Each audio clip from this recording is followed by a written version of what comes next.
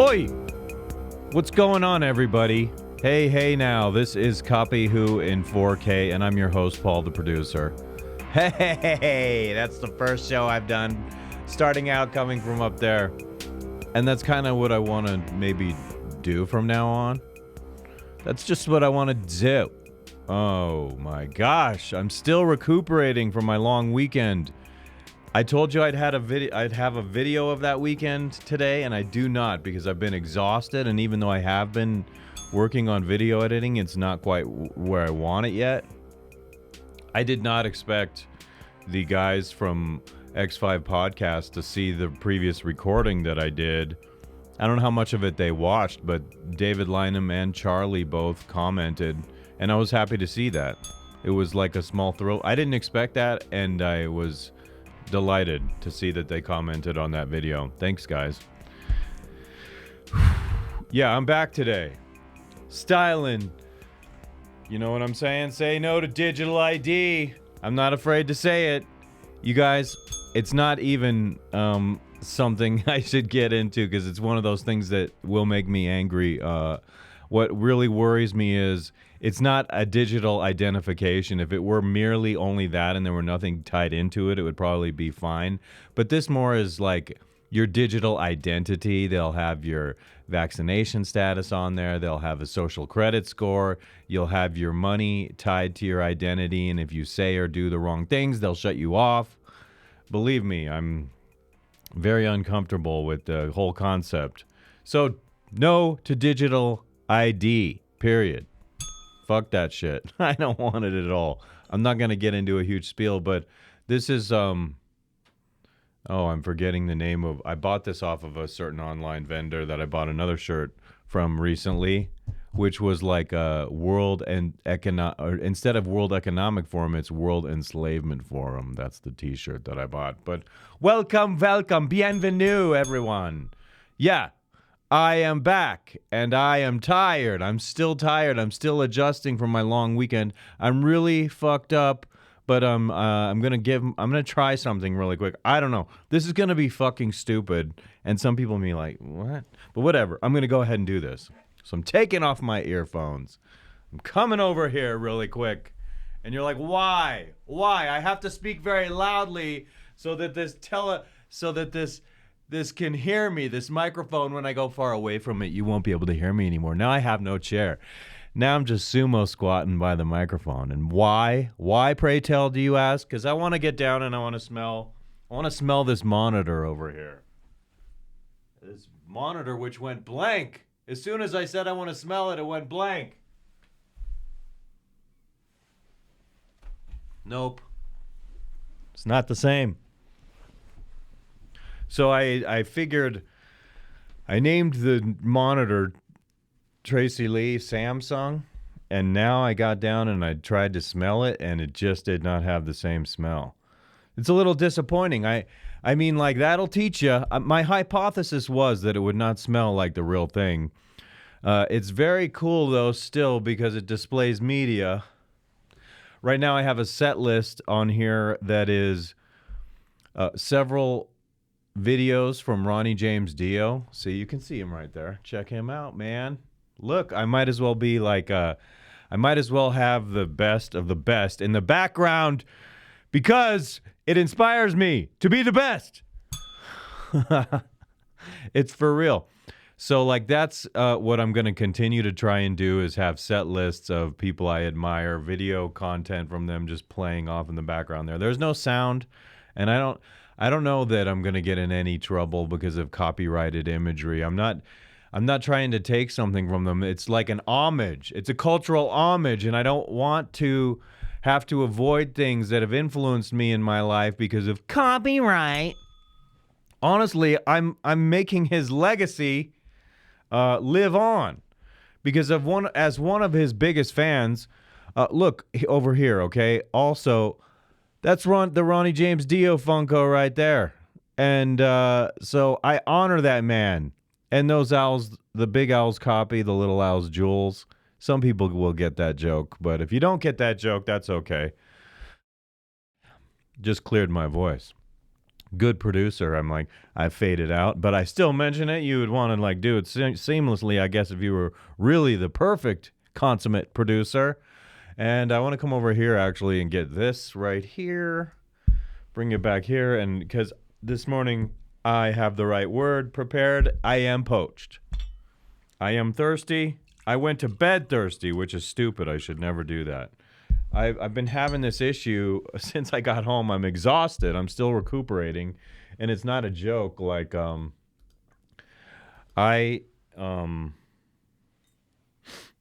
been passing out on the couch in the evening, and it's kind of annoying because I like to stay up and watch TV and then kind of push off being tired till the very end so that I get the best possible night that I can. But I passed out on the couch both of the last 2 nights. Fill this with sperm water.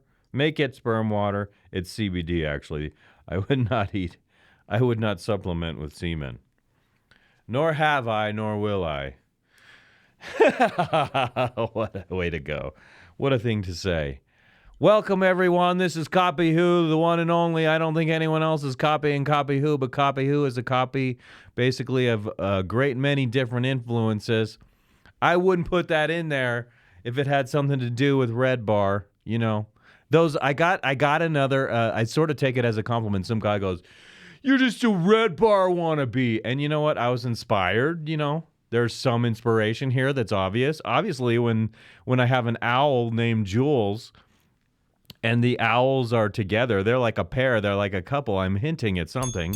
But in any case, I do believe that as time goes on, I will be distinguishing myself and all the things that I do here in so many ways. And I'm already distinguished because 'tis I who is the nucleus of this outfit here, and it is not he, it is I, and I don't do the same things. I comment very much. I grift in the manosphere, and I comment, and I do whatever I want about whatever I want, and it usually does not consist of just dumping all over people and shitting all over people all the time.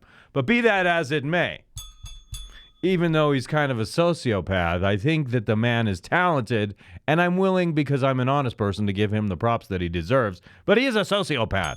You know you're a sociopath, Mike. Have been for a long time. And now you have a partner in crime. My goodness, poor lady. Or is she? She's like, oh my God, he's my alpha. But you are like 5 foot. You lie about your height, don't you? You lie about your height. I didn't plan on saying that. Short man, no offense. Hey, it's okay. You have distinguished yourself, and I'm proud of you.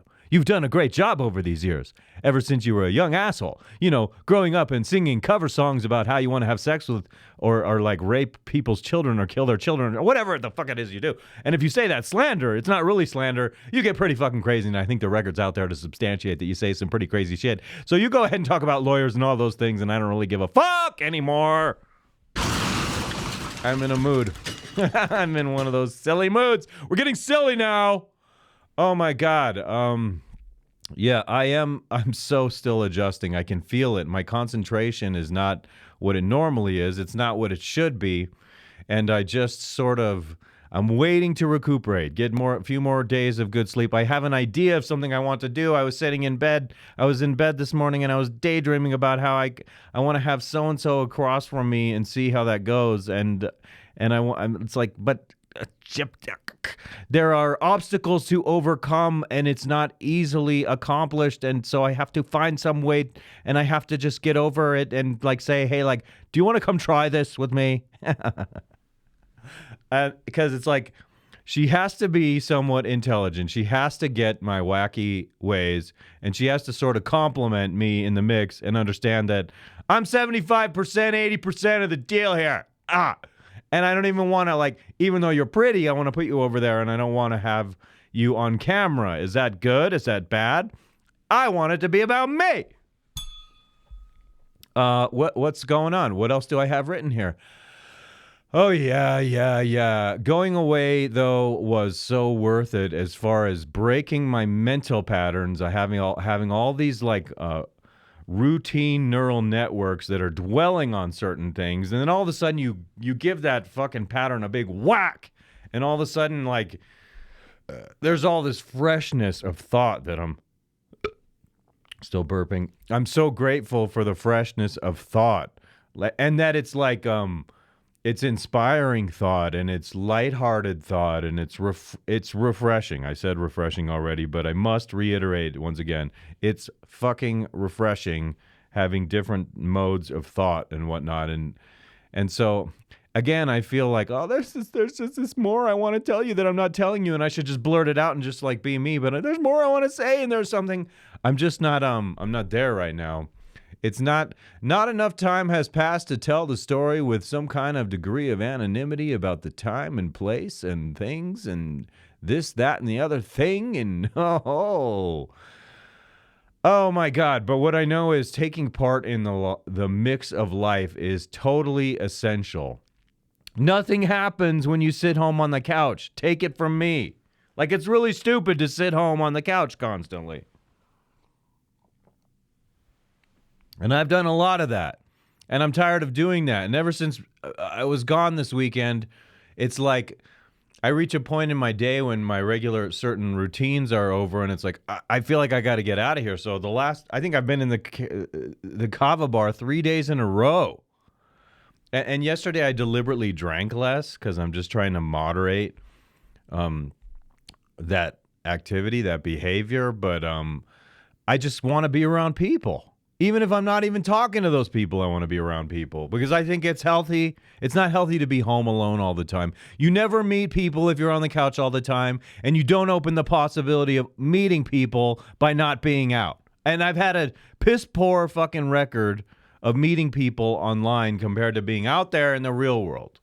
The real world usually opens the doors more than the fucking cyber world. The cyber world is something that I think, for me personally, has made life less interesting. There's been less personal connection because everybody's on their phone now. I've seen socially how it's impacted different cultures here and abroad. Everybody being on their phone all the time, that's a pet peeve of mine. And I'm doing it myself. I'm not saying, hey, I'm perfect, I'm totally different. But I tell you what. I tell you motherfucking what. Driving down the road, it's extremely rare if you're driving down the road and you pass by me that you'll see me on my phone. If I'm on my phone, it's either like I'm answering a phone call, or I'm switching to another song, or I'm playing a podcast, because I put my phone right back down. But everybody thinks that a red fucking light at an intersection is an excuse to always be looking at your phone. Stop looking at your fucking phone. I see people driving down the highway, down the road, and they're just like, they got that one hand on the wheel and the other hand is holding the phone. What are you doing? Stop. Seriously, stop. Didn't plan on talking about that today, but I think about it and I recognize it all the time. I know, I'm ringing that bell a lot today. Hi, oh, yeah, yeah, yeah. I'm singing the pitch of the bell now. Okay. Last night I had strange dreams. I always have strange dreams. You guys know because I come here and I tell you about my strange dreams. And last night was vague. It was a little bit ambiguous and not super vivid, but I recall there being chaos and danger, and superheroes are running all over, to and fro, saving the world. And I was part of this. I was part of this narrative, this story unfolding in my dream, saving the world. And there was some burning hot device that was buried in snow, and the snow was melting away from it, and it was hooked up to a power cord. And I was like, oh my God, the snow or the moisture is going to cause someone to get electrocuted, because it was melting in a pile of snow and it was powered by electricity. That's how it works. And so I don't know why I had this dream. And that was like pile of snow was in front of a garage, and it was like a hard drive that was all hot and melting in the snow. I don't know. It's hard to explain. And it was like, we need to get this item, whatever it is, to save the world type of plot storyline, which sounds like a Marvel movie to me. And it's probably related to the fact that the night before last, I started watching the new Ant-Man movie. It's called Quantum Mania, I think. And I think that's why I dreamt that. Very shitty movie, by the way. I really much more appreciated the very first one in that series, and I have to rewatch the second to see if I like that one, but I'm not liking this. It's all like in a CGI world, And it's like, can we have a scene with people in a normal setting? And I'm just not impressed. Yeah, we can do anything on a computer now. No doubt. Visually, you can do fucking anything, but I connect emotionally, spiritually with good stories. So it's like the story is stupid. And it's like, is this a slapstick comedy movie, or is this some kind of thing where you want me to somehow believe what's unfolding? Is there a moral message to it? Because it's just another stupid, crazy, dumb villain beat by this superhero and all the wokeness inserted into the movie. And I'm tired of that. I've had it. I've had it up to here with all that shit. No more of that shit. You know what I'm saying? I think it's time in this particular episode to go to what is usually my favorite part of the episode. Of course, those of you who are unfamiliar with the program know that I am talking about the new R-I-S-E. And even though I blatantly copied this segment from you-know-who, copy you-know-who. Yes, indeed, you-know-who. You know who, my little birdie, you know who I'm talking about. You copy, represent him, you and Jules. What's up, birdies? This is a tribute to you. Do you know that? Whenever I do the new R-I-S-E, that's on my mind. What's on my mind is, how can I better this? How can I make it better than he who inspired me?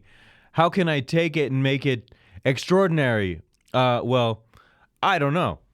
Do I know? I don't know. I'm just saying. I'm going to start opening up the elements for this very special moment of the show. And does it seem, it's like I try to get people wet with the anticipation of my doing it.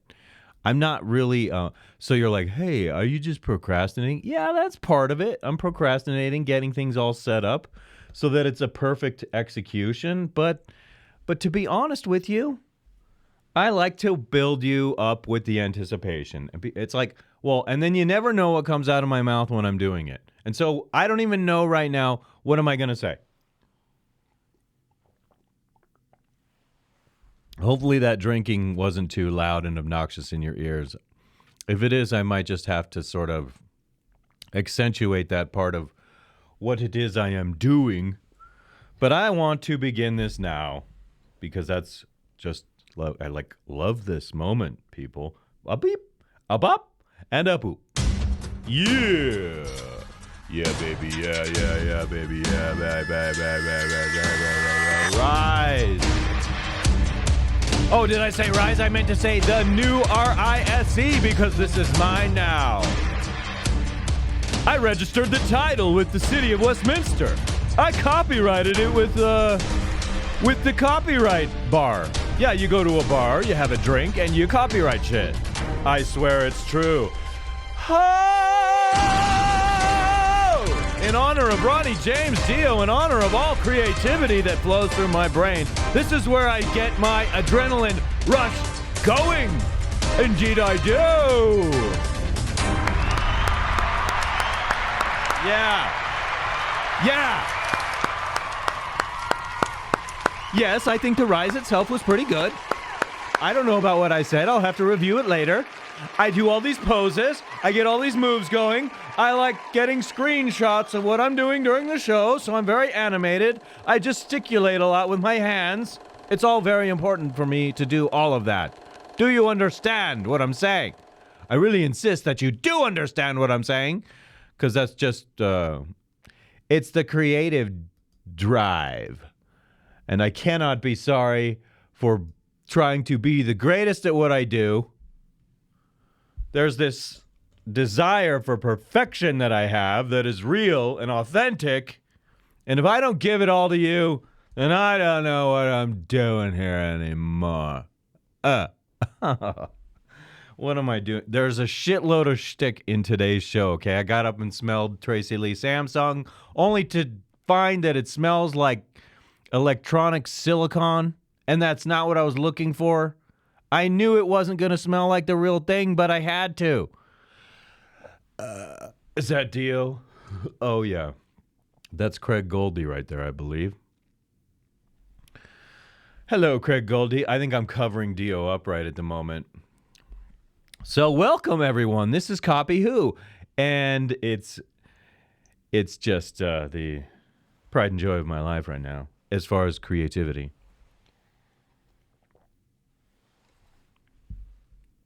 The drinking is not a bit right now. I'm seriously thirsty. And I'm used to the nasty taste of this water-soluble CBD, so it's not half bad. Yes, let's just calm things down, shall we? I'll calm things down for you. We'll make it a calm show now, and everyone that is bored is not even, necessarily welcome here. I thought this was a funny meme I wanted to show you guys, and, the funny thing is, once you become an internet celebrity or whatever you want to call it, once people get to recognizing you, the damnedest shit happens. So this is an individual people have been making fun of and memeing. This person, trans, was on whatever. And now people are memeing. Disney Star Wars remake be like. And so I don't know the name of this person.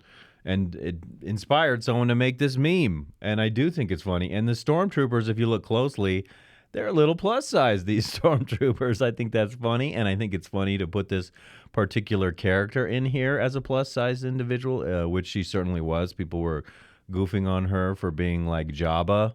And this particular individual has the attitude that she's a perfect 10. And I don't want to say anything mean. That's not my point. It's that I just think we should have more modest thoughts and expectations about who it is we are. I was never a perfect 10. I do think I was a fundamentally handsome dude, but not exactly what I imagine. Yeah, I'm just kind of like, dude, that's not a perfect 10. And is it unhealthy for someone like this to go around saying they're a perfect 10? I think we should have realistic expectations about who we are. I am not Brad Pitt. I don't have Brad Pitt's hair. I don't have Brad Pitt's money. But I do like to think that there's some kind of creative something or other I have that supersedes Brad Pitt in my own way. I found my special gifts, my special talents, and I am more than Brad Pitt in certain ways, most definitely, most delightfully. I am sticking my ass off. And I gotta stick my ass off. I gotta fill this time right now. You know what I'm saying? We'll just fill this sucker up right here again and come back here. I do like having the plain water after the CBD water. It's good for me. Okay? And what I'm going to do now is do one of these other things that I really like to do. Come back here, over like here, like this, get the excess wet off here, and go up. One of these days I'm going to smear on that camera by mistake doing something foolish. We're going to go to the next video. It's rather early in the morning. I wanted to get this out of the way because I am going to the chiropractor. It's been a couple weeks. And I haven't been able to go because of various things I've been doing to help my family, other things that have come up with business, etc. ETCETERA, beautiful Latin spelling for you. And if you watch this show, you will certainly get to know how to pronounce that, and you will know how to spell it, and you'll know that it comes from Latin. And you can say, I learned that from Paul. It's Latin, etc. ETCETERA. And I know I'm repeating something I said a while ago on here, but I say it nonetheless. I want to teach you something. I want to impart some kind of knowledge to those out there who do not know this, because a lot of people say etc. I say etc. etc. Et. Do you understand? Yes. Drinking and driving. So here I have it's an extremely brief clip on Instagram here. Let me bring it over to you right now. Right here, right now, watching the world. Yeah. So here's a clip it's a clip from a news segment where people in the 80s are reacting to new laws against drinking and driving. And I found it interesting. I might have something to say about it. Let's just play it here, shall we? What? Why am I not hearing it? Oh. Undemocratic. It's kind of getting communist when a fella can't put in a hard day's work, put in 11, 12 hours a day, and then get in your truck. Straight up. Now, a man like this would not say straight up, but I do like hearing, I love different accents, let me tell you that. At least drink 1 or 2 beers. They're making it laws where you can't drink when you want to. You have to wear a seat. I think her accent is adorable. And it's so adorable, she managed to charm men with that accent and procreate this child who's like an adult now. And I want to hear that adult child's accent. You're driving, and pretty soon we're going to be a communist country. Any attempt to restrict drinking and driving here is viewed by some as downright undemocratic. Okay, so that's the loop. What I do want to say about that lady is, yes, ma'am, you have no idea, 2023, and we are inching ever closer to the communist American former republic. Say no to digital ID. Say no to digital cash. Say no to getting rid of cash. Hard cash. You know, fiat currency would work just fine if they wouldn't just fuck it all up. I'm serious. But the problem with fiat currency is there's no limitation put on something that is like it's like pretend monopoly money. It should be backed up. But she mentioned communism, and now my head is like, uh-oh, phew, firing off shit. We don't want to talk about communism today, do we? Except that is what we are like heading toward at 1,000,000 miles an hour. We're heading toward communism at ludicrous speed. I know. It is. That's what it is. And who am I talking to? Oh, my gosh.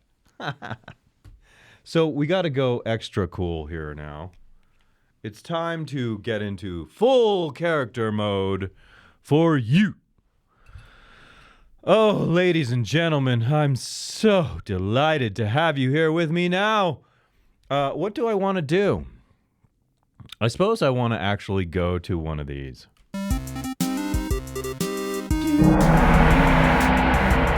It's True Stories on Copy Who.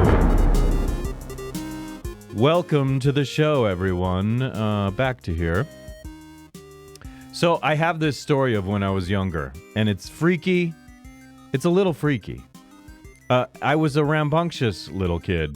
I did some crazy shit that I should not have done at times, and one time I was around 14 or 15. You'll find that a lot of these stories are around 14 or 15. That's when I was maximum crazy with some of the crazy shit I would pull. And I was outside on this drive where I used to live, Clare Circle, where we had a great community of friends. Was hanging out playing basketball with some of these friends of mine, most of whom were all like a year older. And across the street, next to my uncle's house, coincidentally, there was a high school party going on. And there were these pretty girls coming out of there, and so I thought, hey, I'll impress my friends by being crazy and go. So I went up and I was like, hey, pretty girls, can I go for a ride with you? Now this story has kind of a creepy, dark ending. So they're like, yeah, come on, get in. And these are party girls. They're having fun partying. So I was sitting in the back seat with two girls, both of whom, true story, started making out with me. They started making out with me, and they both of them were like giving me hickeys on my neck. Okay, and so I drove away from my friends, and my friends are like, what the hell? What happened? Where did he go? And so I was delighted with that experience. I was so amazed and turned on that this was even happening. I didn't even know these girls, and they were so like, I don't know. Why? Why would you do that to me? I was molested. It was me who was molested. I was the victim. That's the true story of this true story. I was the victim. It was me. How could you do that to me?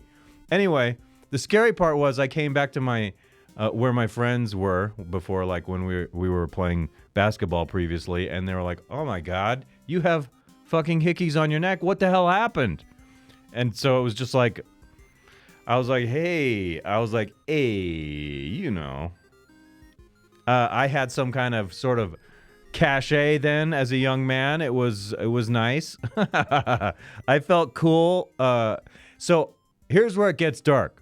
I was like, okay, I'm fucking cool. I'm riding on a roller coaster of hubris now. I'm going to do the next logical thing, which is I'm going to try again with another group of girls. And by this time, you know, mind you, the second group of girls, not the same girls. And so I went over there, and for some reason, they took me on a ride in the car, and we went driving around the neighborhood, and I was sitting in the back seat. Totally different vibe. Not the same vibe at all. And the girl, oh my gosh. The girl that I was sitting next to in the back seat, very quiet. Nothing weird happened. I didn't touch her, but I did have hickeys on my neck. I suspect she was high or on drugs or something. And so, like, at some point, the car stops, and the driver, young girl, says, "What did you do to my friend?" And I was like, nothing at all. And she's like, "What did you do to my friend?" And then she pulled a gun out on me and pointed it at me and said, "What did you do to my friend?" I said, "Nothing." Like, nothing. And she's like, "Get out of here." And so I'm like, I ran away super scared as fuck because I was like, she actually pointed a gun at me. And so that was not a pleasant experience. And it doesn't quite end there necessarily. So, like, nothing fucking happened. Hand to God that on this second occasion, riding in this car with this new girl who was freaked out on something, nothing happened. And was totally a different vibe. I wasn't in, I was never a guy to like force my way, but I would take risks in life. But so nothing happened with this second girl, and these girls went back to the party, and they told all these guys something bad happened, and then so for like days afterwards, guys from this party were coming to my street block where I lived, and looking for me to beat me up. And you guys never got me. And I never did anything. So what the fuck are you assholes doing coming to beat me up? I didn't do anything. So I just assure you that is my honest recollection of that story. And it was exciting at first, and then it became very scary. And so, ladies and gentlemen, today that is my version of True Stories for you.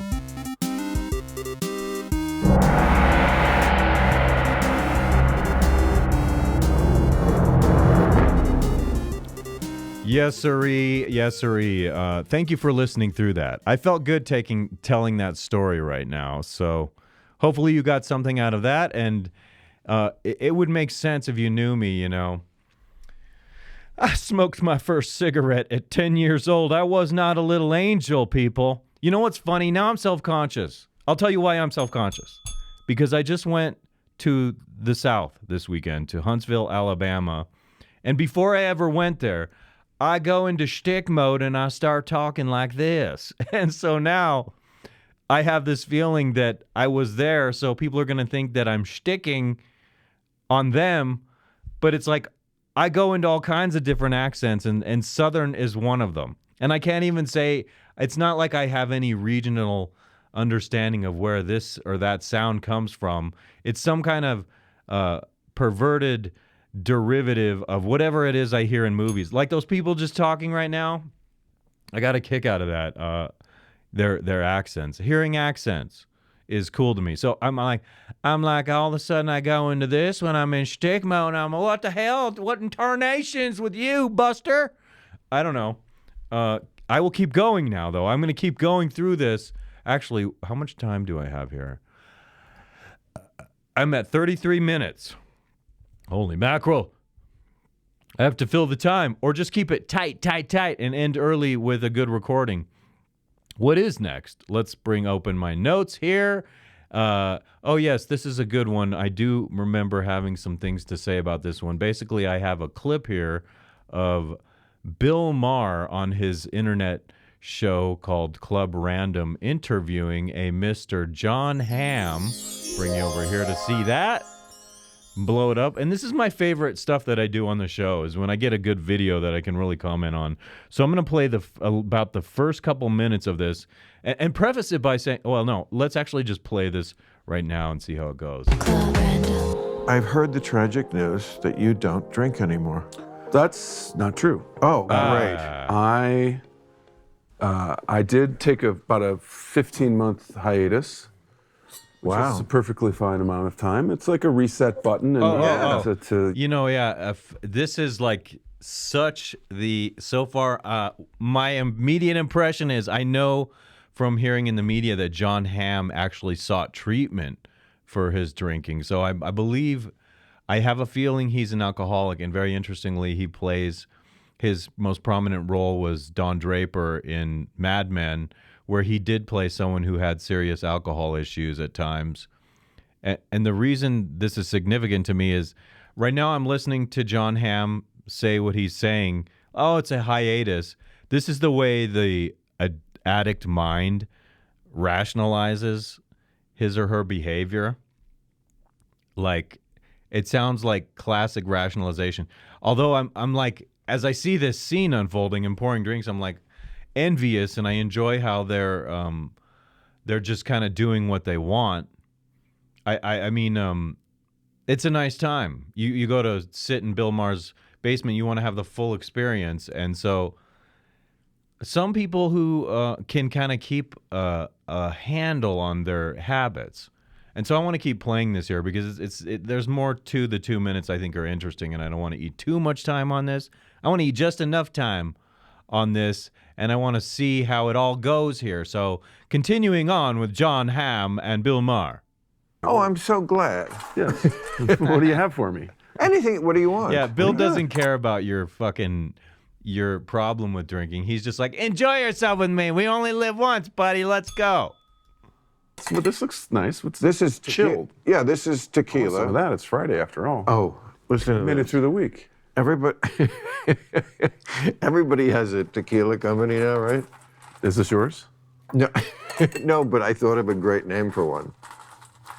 Tequila Mockingbird. I was literally going to say that.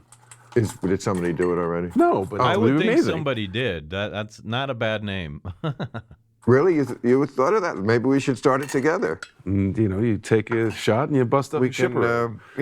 put something into the thing. My good looks. As long as that tequila is silver, then I concur. Do that. I don't know that personally. I think I could think of a better name if I had my own tequila brand. Someone might steal it. Maybe I'll steal your name. Maybe Tequila Mockingbird should be the Copy Who official tequila brand, since I am notorious for taking what works for me from everyone else. And I like the name of that, Tequila Mockingbird. Maybe I should, even though you had the idea first on here, maybe I should trademark it and make it mine. My sister kind of fantasizes about starting a limoncello production company or whatever you call it. And she makes very good limoncello, where you mix like Everclear with this lemon flavor shit. And it's very prominent in Italy, and they make more of like a liquor in Italy. But here, my sister likes to put some kind of cream in it. And so we sit and fantasize about starting a liquor company. And I like the idea of a liquor company because I think those, if you really build them and you start selling a lot of liquor, you can sell out and make a bundle. Like, get rid of and then fly on a private jet. Once you make the money to fly on enough money to fly private, that's enough wealth. No more wealth, because any more wealth that you make, suddenly you're going to have these like deep staters coming and saying, we will come get you at the SEC if you don't do what we want. You're dead meat if you don't do what we want. You must sell out to the new world. So you need to have enough wealth to fly private, and then that's enough. Then you stop acquiring wealth. And you can buy anything you want at that point. And maybe, you can't have like 10 jetliners, but as long as it's one comfortable jetliner where you don't have to go through regular security at the airport, then yes, you're onto something there. That's very much a good thing. I'm spaced out, is what I'm saying. I'm not my normal self doing this right now. And right now I'm like, is this good today? I don't even know. I hope it's good. I hope someone somewhere says, that was kind of good. Continue on, gentlemen. I'm only a minute in, and I want to play at least another minute of this. Ability. Right? Hold on, let me get some. Oh, I'm sorry. The worst host in the world. Well, this is long overdue, sir. Yes, it's great to see you. It's great and to see great you. to see that we can actually have a drink together. That's weird what they just did. When they toasted, it was like they were softly rubbing their genitals together. They did not clink. You got to clink the glasses. Oh, I'm sorry. The worst host in the world. Well, this is long overdue, sir. Yes, Now it's watch. great to see you. Watch how they do this. Okay, I'm going to actually slow this down and zoom in on it. That's how obsessed I am with it right now. Playback speed, half speed. And we're going to zoom in on it. We're going to see how slowly they just kind of rub on one another with that. What? Hold up. Gotta fix. Gotta fix. Gotta fix. Great to see that we can actually have a drink. Great to see you. It's great to see you. That's see the that we weirdest can thing. actually have a drink And you sound together. drunk. It's true. Not that we need liquor to be entertaining or to entertain ourselves. You know why this is funny? Because you sound more drunk when you put it in slow motion, but the fact that they're talking about liquor really amuses me right now. Let's continue slow-mo for just a moment. I have Shit. my And like Bill's laugh. Oh my God, it really does sound like they're both wasted. I have God, got listen, it's like Bill. I've got tequila. I've got Oh, you got coffee and tequila? It's like an Irish whiskey. something like that. So you could do a That downer and an amuses upper at me. the same time? You know, coffee I've noticed since I was a little kid, and I think my dad had the same thing. Does not caffeine doesn't make me jittery. Oh, wow. I think it's the Wow. it's like Oh the my Lord, I hate caffeine, honestly.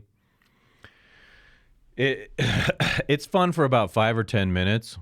And on occasions when I was much younger and I experimented trying cocaine very few times, I likened cocaine to caffeine without all the pissing. Plus, cocaine allows you to drink like a ton of alcohol. It makes you process the alcohol better, and so you function better when you're on cocaine and you're drunk. But I just, I did not like the numb feeling in my throat.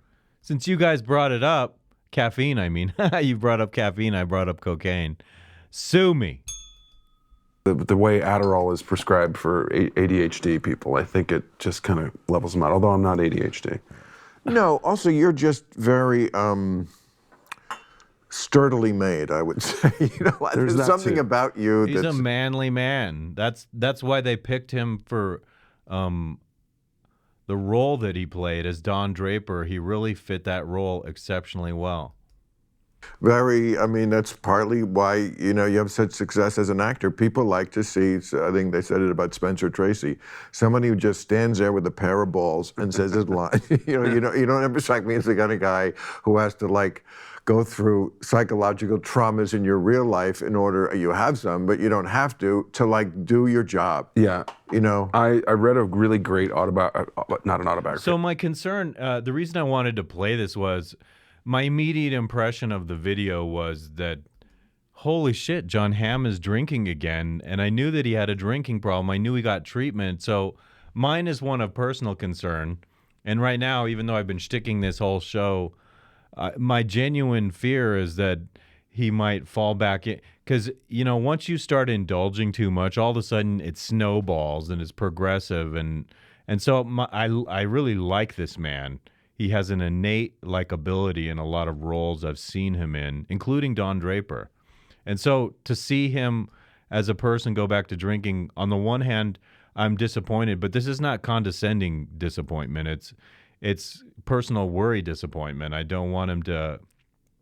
I recognize my own proclivity to emotionally like start falling apart when I indulge in things too much, so I have to keep a definite distance from doing certain things all the time, too much, anything like that. I don't think it's good to drink every day. Not for me. And some people might say they're fine with that they can handle that.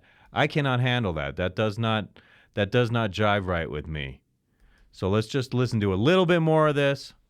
Biography of Humphrey Bogart called No, actually, you know what? I'm going to cut out. Because they're not talking about booze and drugs anymore. That's what I want to talk about, you guys. Do you understand? So now you're getting kicked off my screen because you're not talking about booze and drugs. I want you to be talking about booze and drugs, gentlemen. So, yeah. In any case, Back to the regular show. What do I have next for you? But I do hope Jon Hamm's going to be okay. I wish that about anyone who has a drinking problem. I'm extremely sympathetic. Have to fix that flicker on that TV down there. That's the problem with playing a set list, I noticed, is they're all going to have different brightness and stuff, and it can like cause the whole picture to... So I don't know how to reckon with that. Going to have to ask someone's opinion on it. Here's another clip from Rollo. It's apparently a new clip. I don't know how old it is, though, because I thought he got a new microphone. In any case, whatever he's doing with his microphone today, it's not sounding so good in my view. And so, homeboy, I'm just telling you because I want to help everyone make a better sound. You see, and I've seen thousands of cases of this, it's been devastating to me to see how widespread this is, the degree of demoralization that characterizes young men. Yes. I say that all the fucking time. Like, constantly. Demoralizing the shit out of young men. Like, you've really ruined the ability of a lot of young men to live and be happy. Who are we talking about when we say you? It's a societal thing. It's a cultural thing.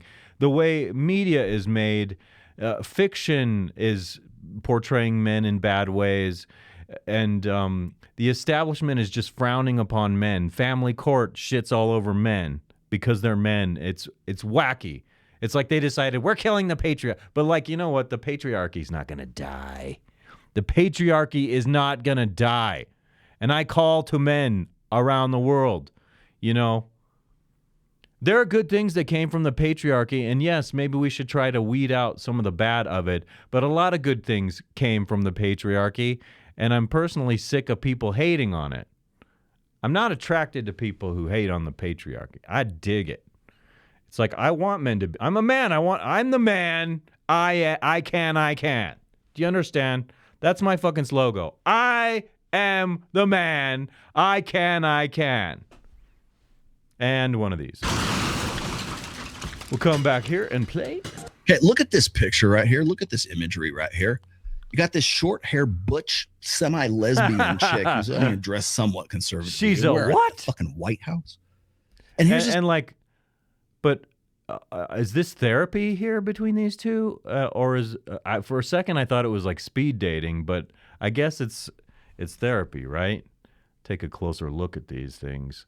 She looks kind of like Jamie Lee Curtis, and just because a woman has short hair, I've seen women with short hair that I thought were gorgeous, so I'm not always down on the short hair, and I wouldn't describe necessarily this woman's look as butch. When you get older, sometimes, Rollo, let me tell you, it's not necessarily that they want to be butch or masculine. Sometimes it's just like, it's a lot of work to deal with long hair. I've had long hair. You have long hair.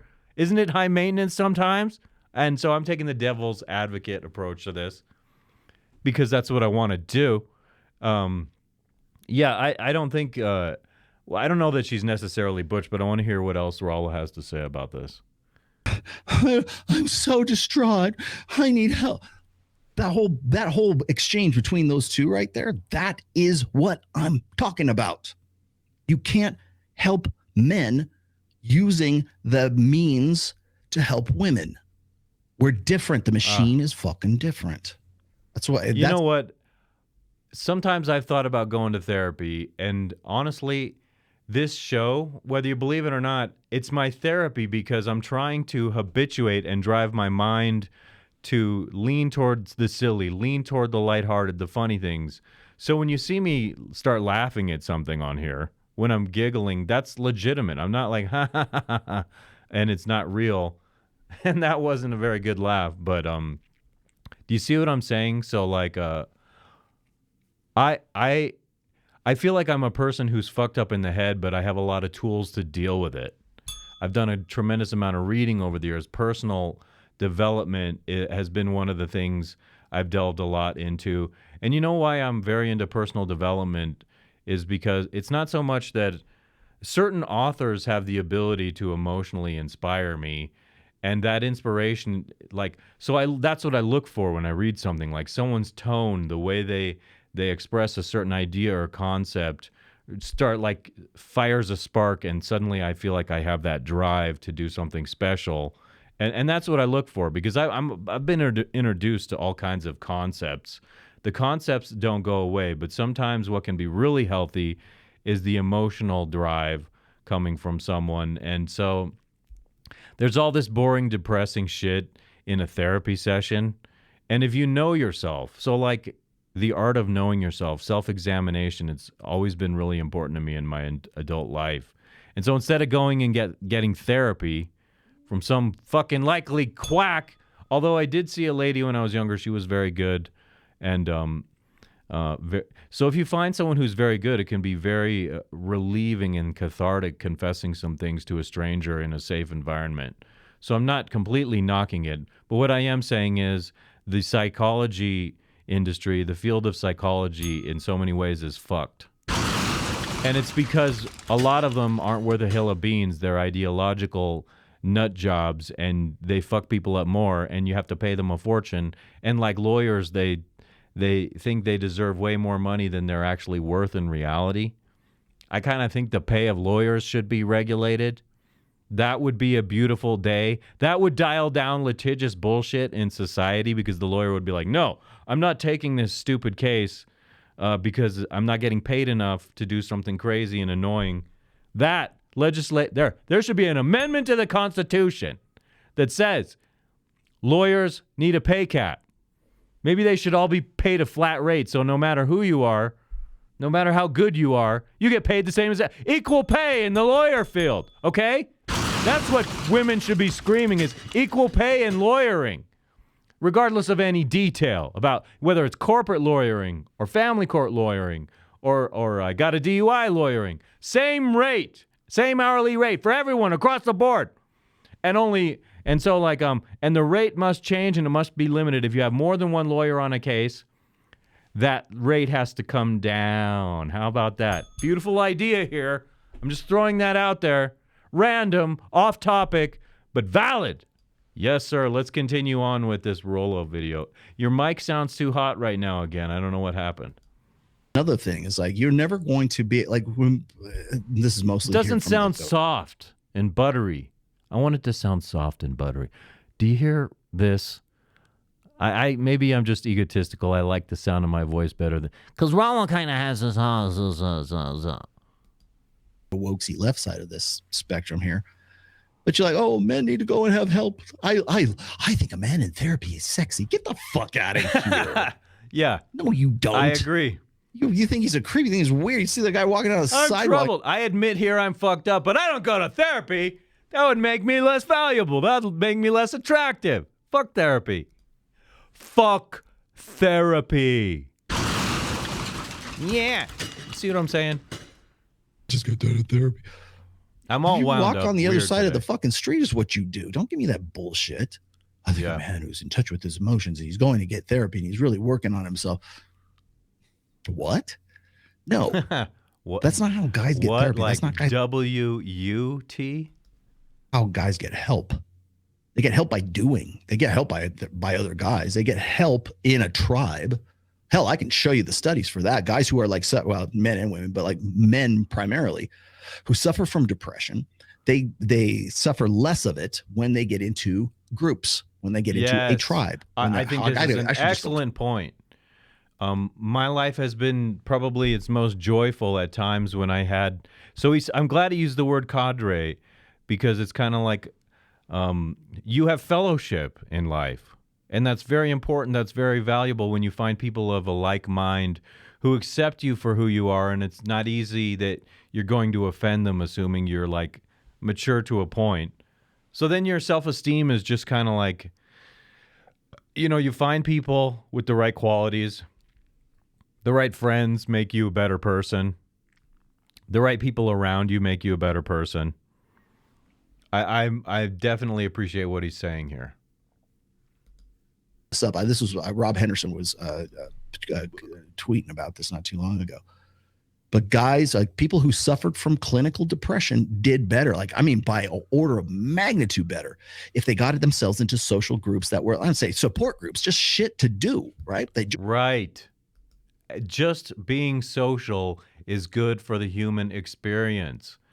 And so when you here's what I see. When you're sitting with a fucking therapist and it's like your whole hour is devoted to me and my problems instead of like how you spend your time, and the people you're spending your time with will have an enormous impact on your emotional state.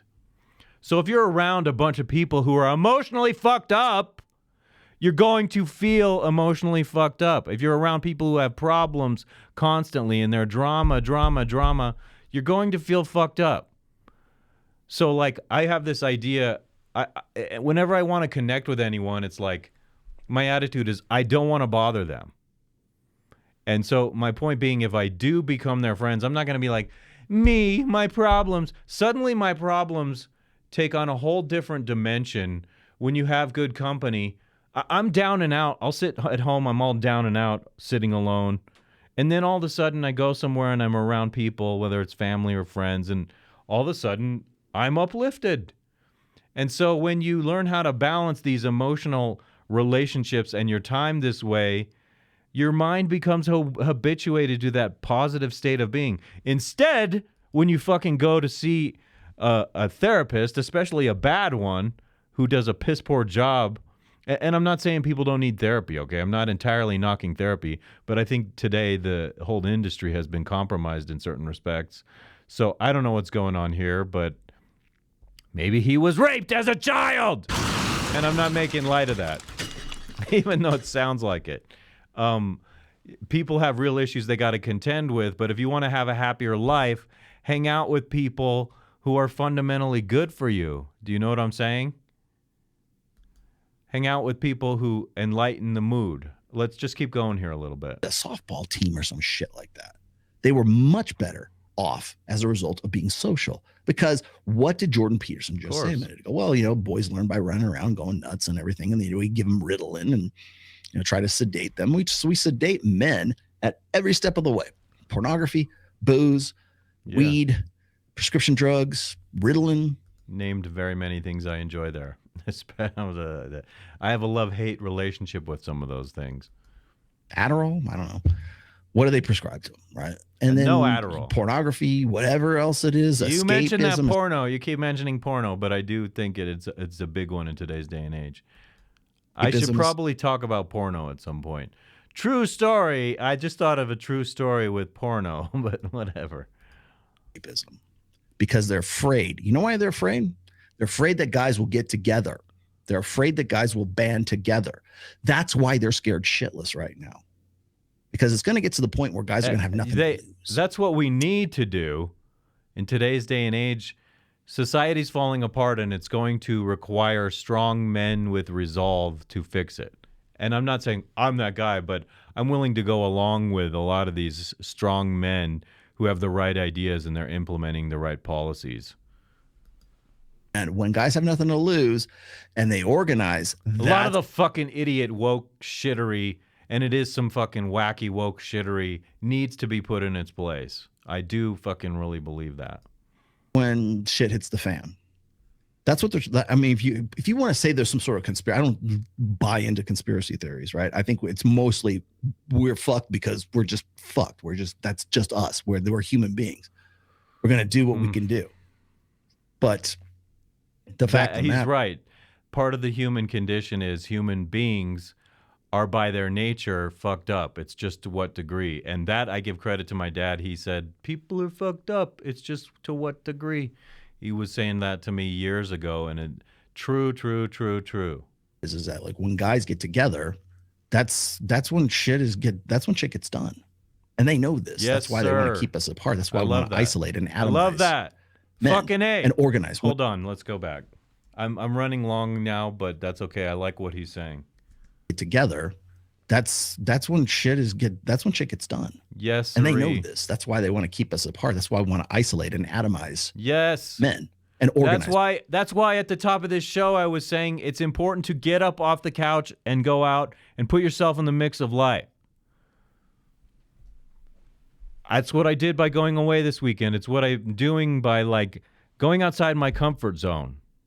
Everything I take cold showers. At the end of my very warm, comfortable shower, I go bone-chilling cold on the water, and it's because it's like I'm facing a discomfort. I happen to think it has health benefits on the side, but my point for why I do it is like I have this anxiety and this fear about it, so by facing it and by doing it, all of a sudden you do it and it's like, oh, okay, that's not so bad, and it wakes you up. It gives you this jolt of like, oh, wow, like holy cow.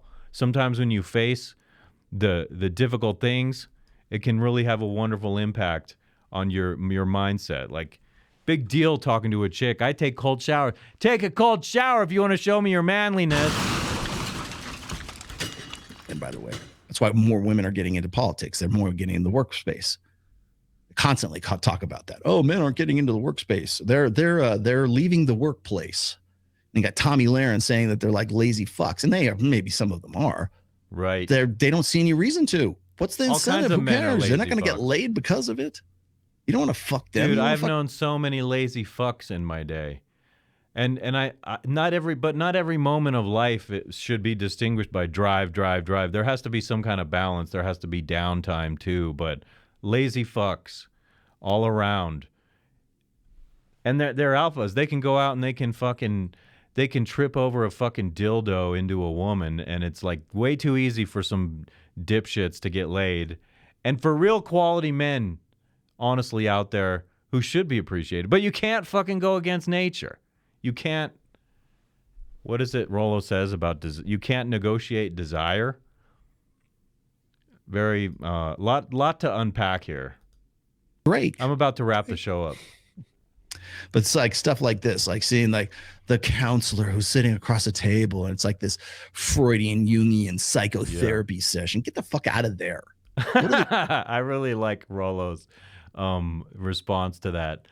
He calls that lady a butch, and like it does look like a miserable setting. It doesn't look like a happy therapy setting. I agree with pretty much everything Rollo is saying about this scene right here. It looks depressing. Like, he looks miserable, and she's like, it's a woman who's helping. Oh, well, maybe I don't know. If I go back to therapy, maybe it would be better to see a man of a certain proclivity, because, you know, men might do better talking to men. How's that woman going to relate to that guy is what I'm thinking about it. Jim, get in the squat rack. Find some bros. Seriously, you will do better as a result of that. But here's this guy who's like, I mean, this is what I'm perceiving. I don't know that that's what they wanted you to think, but when I see this, they think that, oh, he's doing the work. No, he's not doing the work. Some chick is fucking just as much brainwashing him as anybody else. Right. Very good, man. Like that. Close out of this. All right. You know what that is? That's my time. It ends quickly. It ends too quickly. I'm like sitting here enjoying myself, and sometimes I'm thinking I should figure out how to get this show up to like an hour and a half, 2 hours, but I need more segments. I need to be able to take a pee break in the middle. And so like sorting that out, deciding what to do, it's all work. I did work in here last night, believe it or not, fixing up a couple things in this room. I'm moving somewhere. Believe me, there's more evolution coming. I want to thank you if you enjoy what I do here. I want to ask you to share it with your friends. Put it in the background when you're at home, and like these videos, share with these videos, engage with me in comments, because I will say something to you, probably most likely. Everybody, I do mean it when I say it. Peace be with you all.